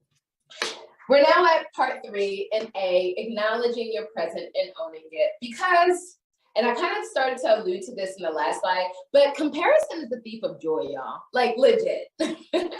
And as you begin to acknowledge your present and own it, that's really where you get to find joy in the process of branding yourself, because you're no longer beholden to your past, right? You can embrace your past, but that doesn't mean you have to stay there. You get to own your present, and as you own your present, you can begin to plan for the future. So as you begin to acknowledge your present, that's really where the idea of your branding colors, the aesthetic or the vibe that you're trying to create, the font, all of the things that really make you you and how you currently identify yourself can begin to come into play. For me personally, like at one point in my journey, I was like very rugged with it. But then, and I don't think that I really cared so much about like my womanhood, but having my children kind of made me embrace my womanhood and acknowledge like, I am a woman, hear me roar.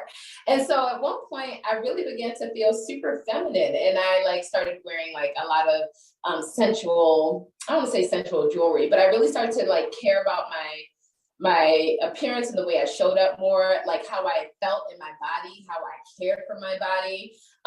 My branding became a little more refined, where before it was kind of like, do the best you can with what you got. And not saying that you shouldn't do that, but I also realized that at one point, my brand needed to be elevated. And so I sat down at this point and got really clear on who I was and how I wanted that to show up in the way I branded my business, which is kind of what you guys see now.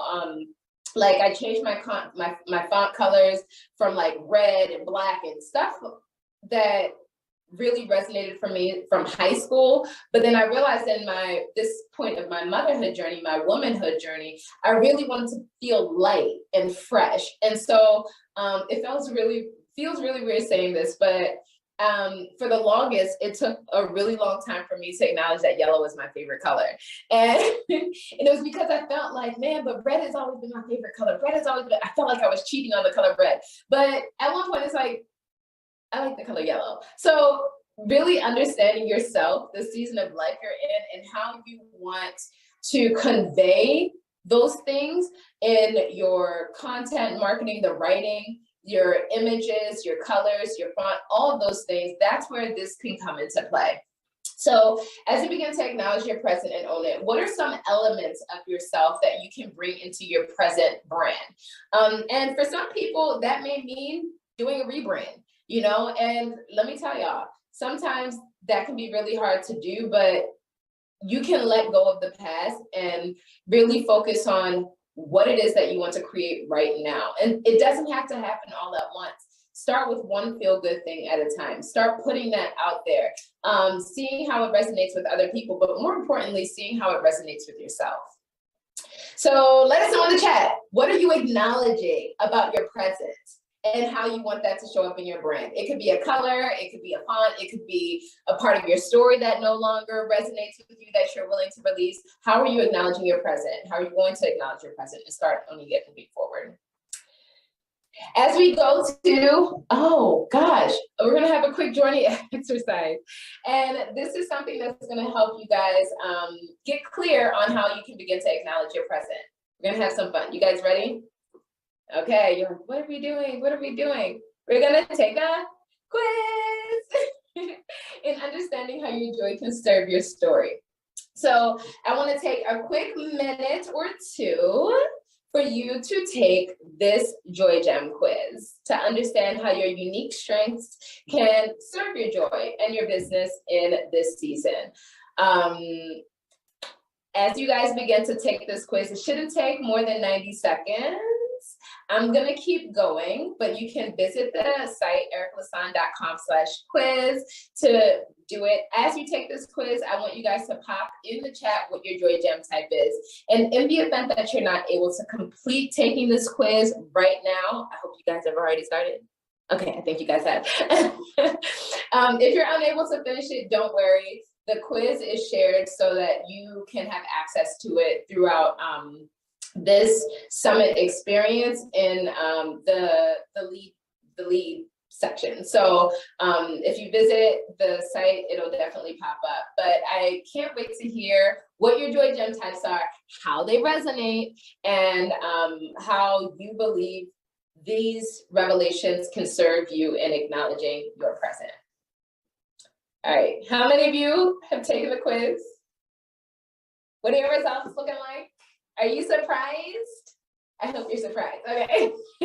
I know the results are absolutely insane. It's a really fun quiz. I had a really good time making it. But again, I'd love to hear which part resonates with you guys and what was most surprising. But as we have more of these results filter in, I'm gonna move on to V, okay?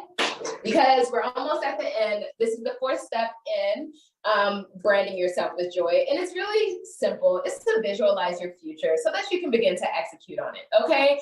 And when you are building your business, when you're building your life, it is so important to visualize where you want to go. You guys have already started to do this earlier in this presentation. Okay, you have an idea of what you'd probably like your joy-filled life to look like. You probably have an idea of what you want your joy-filled business to look like and what you want it to feel like. Now that you have an idea of what it looks like, you just have to begin to execute on it. But if you don't have the vision, it makes it very hard to get clear on how you can begin to execute it.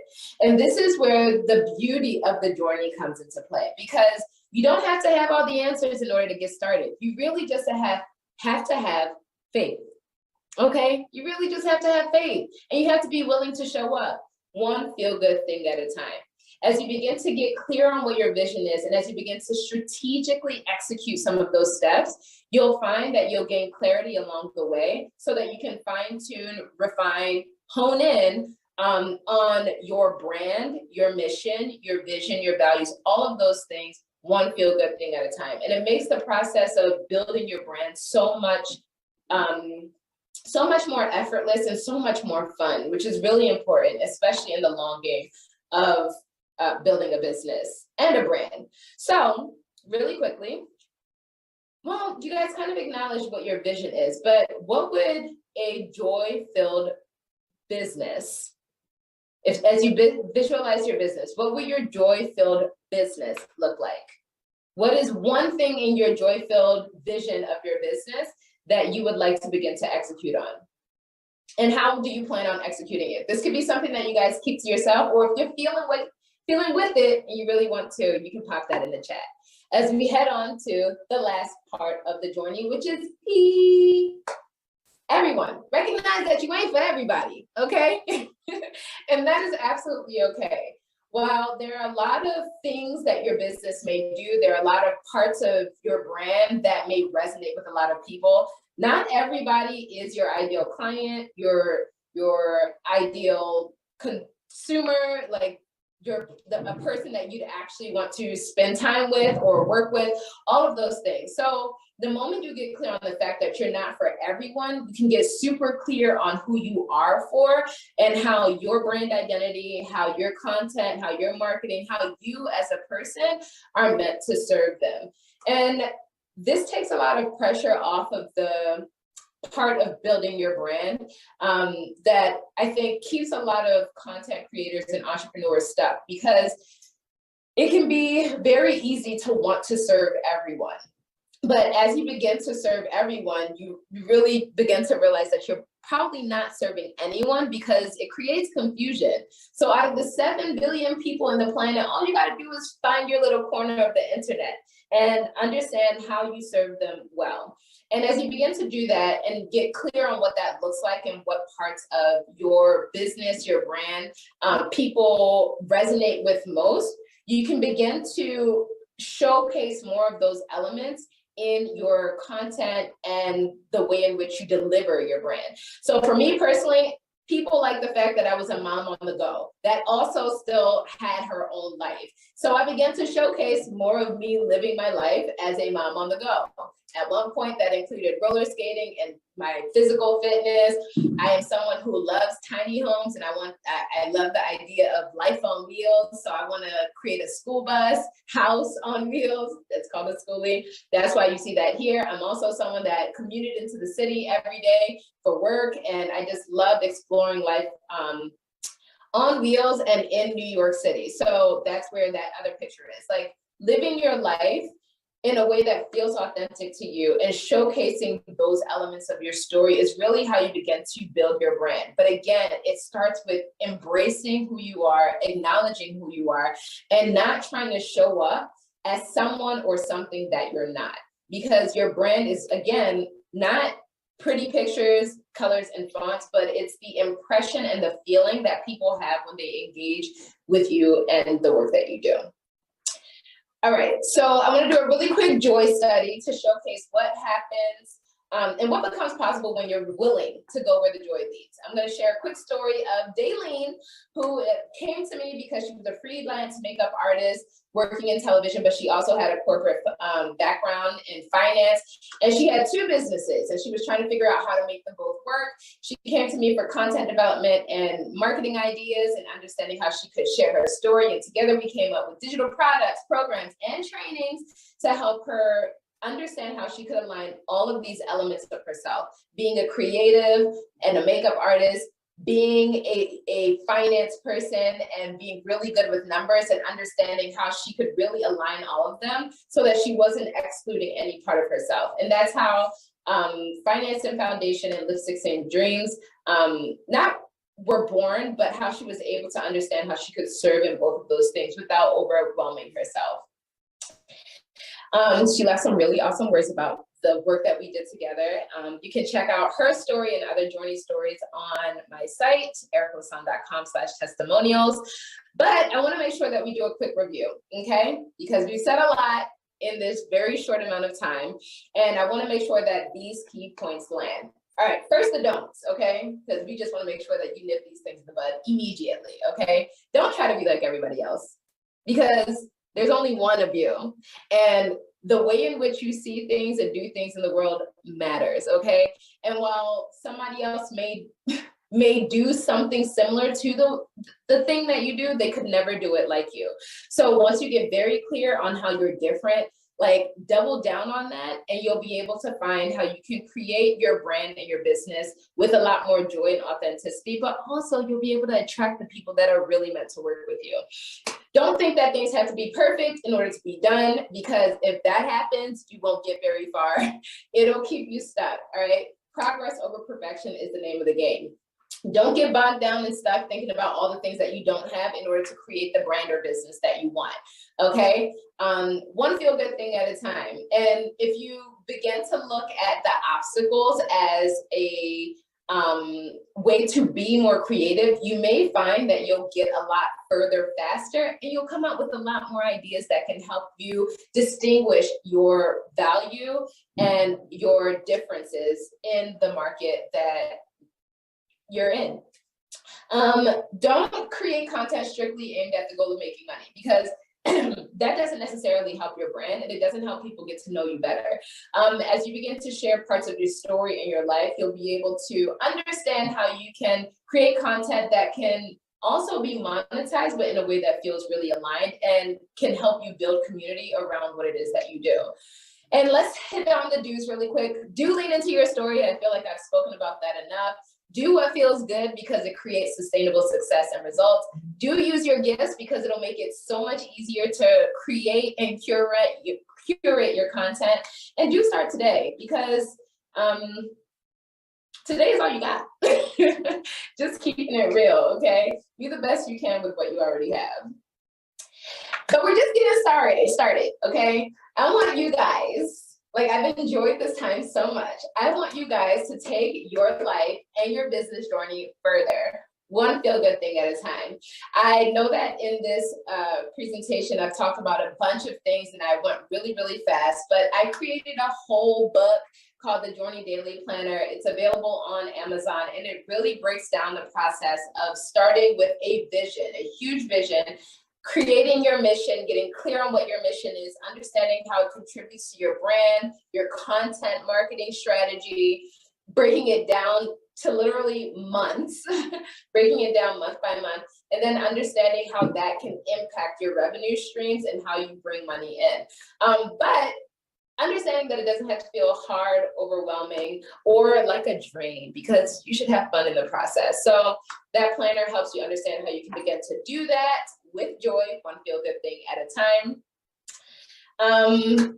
And before we go, I want to leave you guys with some assignments, okay? First things first, partner up. Grab an accountability buddy, somebody in this group. I don't know if there's somebody that's been in the chat that you really, really, really enjoy talking to, or reading their stories. Maybe y'all have been chatting in the chats. I don't know. I haven't been able to check as much because I'm focusing on sharing this material, but grab an accountability buddy. If you haven't yet, or if you weren't able to complete the quiz, take the Joy Gem Superpower Quiz. It will help bring so much clarity to some of the things that you may currently be experiencing in this current season of your journey. And it can help you better understand your strengths, your gifts, and how to use them to serve the work you do. Then I want you guys to get social and play with us, okay? Follow us on Instagram and LinkedIn and share your quiz results, because I still want to know. I want to know which Joy Gem type you got and if it resonated. Outside of that, I want you guys to take each part of the Weave Joy method that we've highlighted here and really think about them now that you know what they all are, and you may have a moment to go back and watch this again later on. Think of how each part of the method can be integrated into your branding, your content, and your marketing strategy moving forward. And then lastly, just spread the love and share the journey with a friend who could use more joy in their life and the way that they're building their business, because it helps create accountability, and it also creates cheerleaders, and it creates a lot of joy in supporting you, like getting support as you build your business, but also in a way where you get to support others as well. All right, I'm like so excited. I'm having so much fun. But yeah, I want you guys to start your journey to get today, one feel good thing at a time. As a special thank you for listening to me rant and ramble and rave around joy, I would like to invite you guys to our next Joy Bootcamp. You can find that at ericalassonde.com/joy-bootcamp. I hope you choose to journey with us. I look forward to seeing you guys then. And in this session, we can dive a little bit deeper into your branding and your content questions, your business questions, your life questions around how you can facilitate more joy in your life, career, and relationships. One feel good thing at a time. All right, we made it. Thank you again. I'd love to hear any key takeaways that you guys have from this experience. Drop them in the chat. Now is also the time for you to bring forward your questions as we journey further together, one feel good thing at a time. And if you'd like to stay connected, feel free to shoot me an email at info@ericalassonde.com or follow me on social media at Erica Lasson. I am so grateful for you guys being here. And I wish you much joy, success, love, blessings, peace, clarity, alignment, all the good things in your journey as you move forward. Thank you.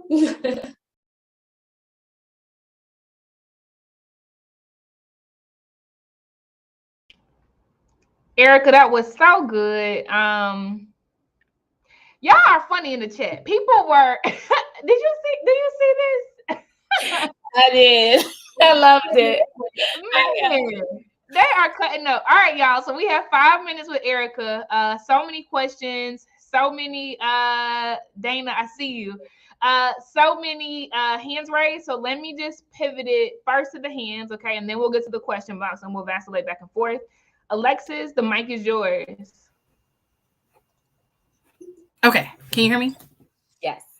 Okay, perfect. I promise I won't take up too much of your time. But first of all, if you are not already targeting social media managers, content managers, marketing automation managers, you absolutely should, because this is so valuable. And this is a lot of the hurdle that we have to overcome with our clients, because they want to tell the sales story or the thing that they're selling. They want to talk about the product's story, but they don't want to share their own story. And what comes to mind is my client, Brittany, and I told her already about you. So you might, I already done the reference.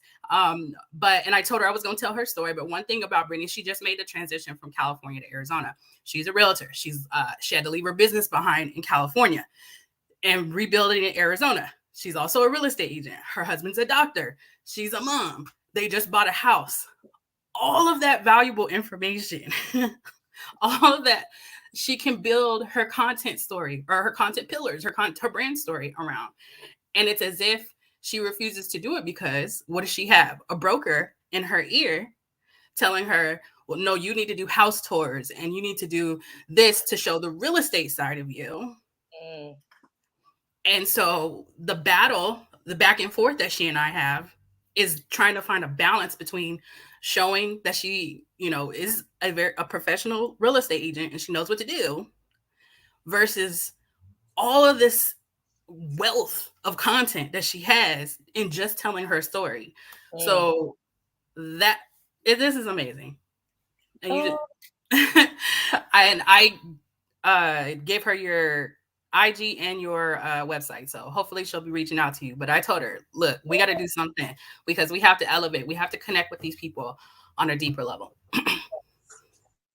Thank you so much, Alexis. And I hope that she does reach out because honestly, your telling of your story and sharing of your life, and it's not that you have to share all your business, but that is usually what allows people to buy into you as a brand. Like what differentiates you from every other like real estate agent or whatever the case is, it's people's ability to connect with you and relate to you. So thank you for sharing that and for the kind words and love. I really appreciate it. It's all fun. Thank you. Thanks, Alexis. Thank you. Beautiful, beautiful. You have so many questions, Erica. I'm trying not to talk to you because I get long-winded, but I'm gonna just say, you're so beautiful, sis. Like every time I see you, whether it's the picture or live, it looks exactly the same. Just popping. Thank you. You're welcome, my love. Okay, so this one is from Andrea, and she asks, how does one even begin to know / find their purpose / life mission? Oh my gosh, this is such a good question. And I know it's a really deep and heavy one, but it doesn't actually have to feel heavy. When a lot of people pursue this question of like, what is my purpose? They think, well, I have to find it. But the way I consider it and the way I look at it, you don't have to find what has never been lost. Purpose is what you're born with, okay? You were born with purpose. The purpose is still there. You just got to get rid of the muck and the mire and all of the other stuff that's been put on you that has led you to forget what your purpose is. And joy is a really wonderful way of helping you re-engage and reconnect with what that purpose is. I have a 3-step process and framework that allows people to go through this understanding of rediscovering, reconnecting, and recommitting to your purpose and identity through joy. But in order to jumpstart that, you have to be willing to rest and stop doing stuff. Stop doing stuff. The stuff does not help if you are not clear on where you're going. You're not, and that's where the vision comes into play. But in order to get there, you really first have to be willing to do something different. And a lot of times that something different is as simple as doing nothing. Give yourself the grace of stillness. Give yourself the joy of stillness so that you can begin the process of allowing yourself to do the work that's required for you to move forward in your purpose, but also recognizing that nothing is wrong with you. No part of your experience is ever a waste. It all contributes to you being able to live out your life's purpose and your mission. But first and foremost, be still and reconnect with your joy. Yeah, you preaching, teaching. All right, y'all can be mad at me, but we got a DJ set, so we have to go. I'm gonna show one more question on the screen. Erica, I don't know. You got so many questions, sis. I don't even know, but I'm gonna show the next one. China, she asks, what was the key turning point for you when you decided to embrace your past? Oh, come on, sis. Okay, this is a really good question. Yeah, Casey, I love this. All right. Like we're going to have to figure out something else because I want to talk to all y'all and answer all your questions. Sorry. But the key turning point for me was motherhood. Because the beautiful piece of motherhood is summer break. Y'all see me looking over to the side. That's because I have my daughter with me. All right, Aria, come say hi because I know that's what you want to do. Real quick, say, give a wave. Okay, bye. But motherhood was the key turning point for me because at that point, it's either you can continue to do the things that you've been conditioned to do that don't serve you and leave you feeling stuck, constantly overwhelmed, feeling frustrated with where you are and feeling like you can't move forward, or you can just decide to stop and do something different. And motherhood really does give you the opportunity to, for me at least, it gave me the permission to do something different because the way I was working wasn't serving me. And in thinking ahead, I had this consideration of, well, how do I want to be remembered as a mom?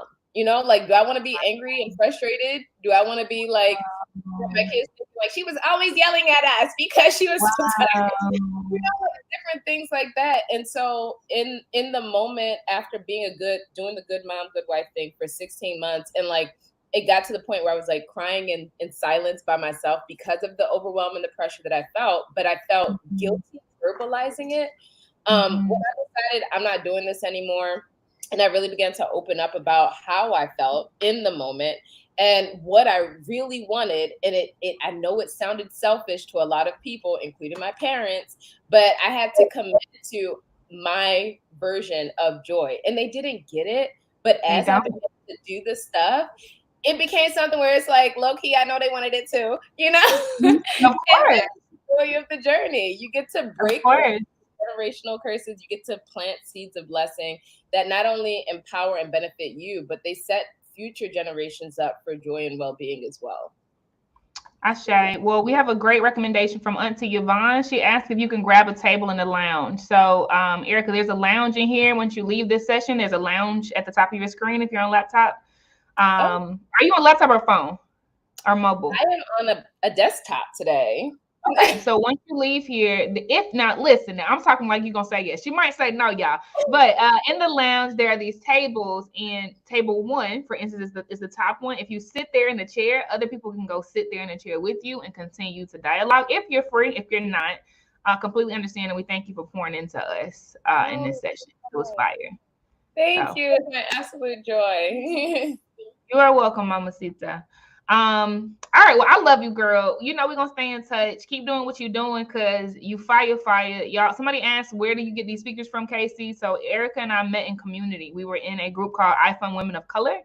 And what she's saying about like build communities, like actual communities versus like these, I mean, I get it. We want to sell, I get it, right? But anyway, we met in community that was created, and it was real connection there. And so the ROI that both of us continue to get from that group far exceeds the initial time we put in that application, right? So yeah, do with that what you will. I love you so much, Erica.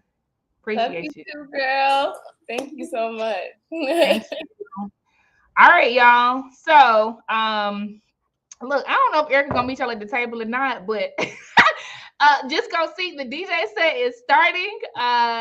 DJ Red Corvette is gonna be on the 1s and 2s. Okay, she's gonna be on the 1s and 2s for 1 hour, and then we're going straight into. And I will personally say, some people are doing Blaze After Dark tonight. Y'all just tell people what time in the feed. I will personally say that I want to see y'all in the panel discussion that comes right after DJ Red Corvette. It is called The Art of Releasing Control, Managing Teams. I need you today to start planning for how you become as a manager. I know this is not common. Most of us do not know managers in entrepreneurship. We just don't. Okay. So yeah, let's do it, because success is strategic, not accidental. Oof. It's strategic, not accidental. See y'all in the next session. Love y'all. Amazing session. Thank you for your engagement.